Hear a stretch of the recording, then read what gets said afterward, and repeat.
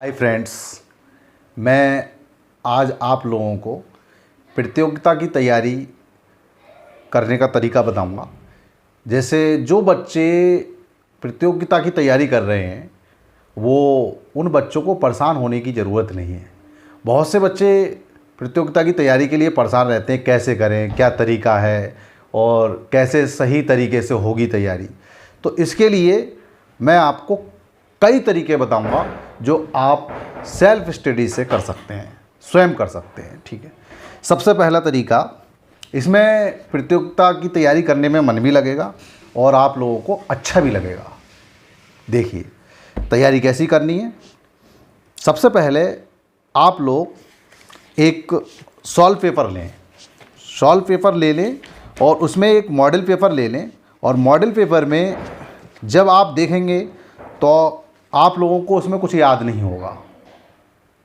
क्या हुआ? जैसे मॉडल पेपर ले लिया, अब मॉडल पेपर में आप लोगों को जब उससे संबंधित कुछ पता नहीं होगा तो मन नहीं लगेगा। कोई जनरल अवेयरनेस या करंट अफेयर्स वगैरह जो भी होगा उसमें आप जब मॉडल पेपर को देखेंगे तो जब आपको पता नहीं होगा तो अच्छा नहीं लगेगा। उसके लिए मैं सबसे अच्छा तरीका बताता हूँ।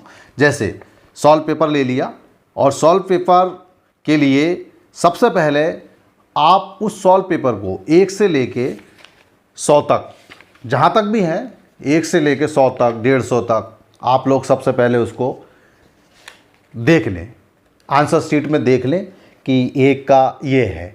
जैसे मुगल वंश का संस्थापक कौन है? बाबर, तो आपने देख लिया बाबर, ठीक। दूसरे में देख लिया बी है, तीसरे में देख लिया सी है, चौथे में देख लिया डी है। इस तरह से आप 1 से 100 तक उसको अच्छी तरह से पहले देख लेंगे और उसके बाद एक रफ कॉपी लेकर उसमें 1 से 100 तक वो लिख लेंगे पूरा। ठीक है, 1 से 100 तक लिखने के बाद उस मॉडल पेपर को आप क्रमवाइज करेंगे।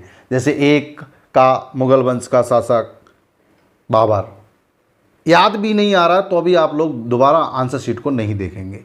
पूरे 1 से 100 तक आप सबसे पहले उनको ए बी सी डी जो भी आपको याद रहा या नहीं रहा, 1 से 100 तक आप उसको पूरा करेंगे और करने के बाद फिर आंसर शीट से मिलाएंगे।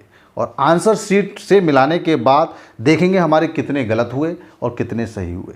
और जो सही हुए हैं उनको छोड़ेंगे, जो गलत हुए हैं उनको दोबारा आंसर शीट से मैच करके देखेंगे कि कहाँ गलती हुई, कहाँ हमने देखे थे और कहाँ हम भूल गए, कौन सा ऑप्शन था। ठीक है, इस तरह से हम एक मॉडल पेपर हल करेंगे, फिर दूसरा मॉडल पेपर हल करेंगे। पहले मॉडल पेपर को आप भूल जाएंगे, दूसरा मॉडल पेपर करेंगे, तीसरा मॉडल पेपर करेंगे, चौथा करेंगे। इस तरह से आप उसको बढ़ाते जाइएगा। उसके बाद एक मॉडल पेपर, एक सॉल्व पेपर की पूरी बुक आपने जो है हल कर दी। इस तरह से उस प्रकाशक के लिए आप थोड़ी दिन को भूल जाएंगे, दूसरे प्रकाशक को ले लेंगे।